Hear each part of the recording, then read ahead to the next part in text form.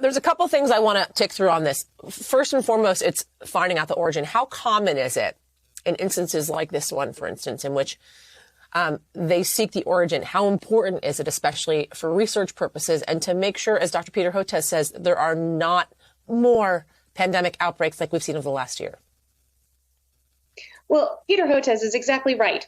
We need to understand the origin of this virus, whether it was a lab leak, whether it was spillover from an animal to a human, because we need to be able to prevent future pandemics. And in order to do so, we need to learn from the past. We need to learn if it is an animal spillover, what is the reservoir? How do we prevent contact with this reservoir or control it better? Focusing on wet markets, focusing on wildlife trade, focusing on animal to human transmission and studies related to that to understand it better.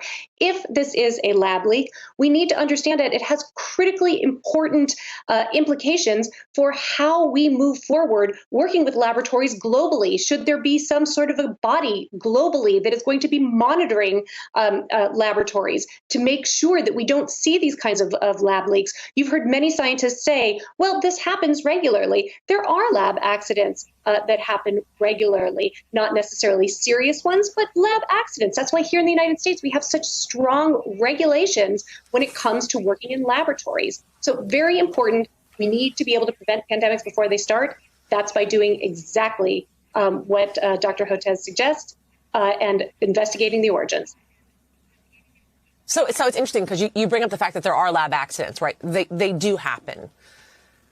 But if they were to find the origin were to be this Wuhan lab, that would be a next level, right? It has set off a global pandemic where so many people have died, so many families completely altered, right? The reality of that versus what we had thought was initially the origins when this pandemic first began would completely change the narrative for so many people across this country and this world, really.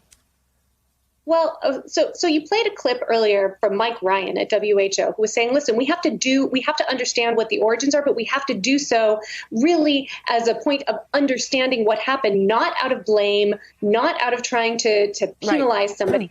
That's not the way to go forward. We just need to understand what happened so we can prevent it in the future.